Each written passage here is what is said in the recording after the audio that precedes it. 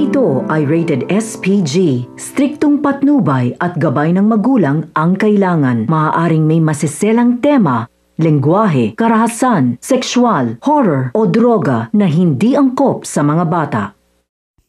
Ilang araw na nga lang ang hihintayin at magkakaroon na ng solar eclipse, kaya naman nagagahol na nga sa oras itong si Lucy at ang kanyang best friend na si Joyce.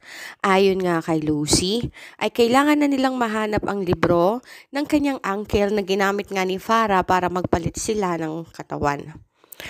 Nung mga oras na yon ay si Joyce lamang ang naiisip ni Lucy na pwedeng pumasok sa kwarto ni na Darius at ni Farah. Kaya naman, masinsinan niyang kinausap si Joyce na pasikretong pumasok sa kwarto ng dalawa upang hanapin doon ang libro. Nangako naman si Joyce na gagawin niya ang lahat upang makuha ang libro ng astral projection. Nung mga oras na yon ay tinimingan nga ni Joyce na wala si Darius at maging si Farah sa kwarto nila. Nagpaalam na lang siya kay Manang na may hahanapin lang siyang gamit ni Lucy, kaya naman papasok siya ng kwarto.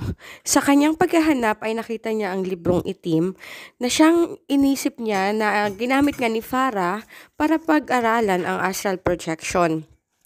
Kung kaya naman, agad-agad niya nga itong kinuha at binitbit papunta sa lugar kung nasaan nga itong si Lucy. Tuwang-tuwa naman si Lucy nang makita ang libro. Sinabi niya na ito na ang chance niya para pag-aralan ang naturang libro bago pa man sumapit ang solar eclipse. Masayang-masayang sinabi kay Joyce ang mga salitang pasasalamat at sinabi niya rin na makakabalik na siya sa katawan nito.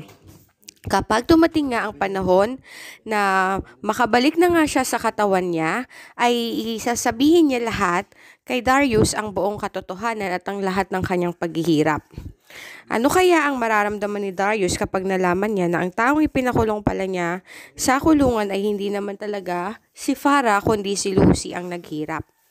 Samantala, galit na galit naman si Farah nang makita nga niya na walang laman ang kanyang cabinet na libro na siyang gagamitin nga niya sa astral projection.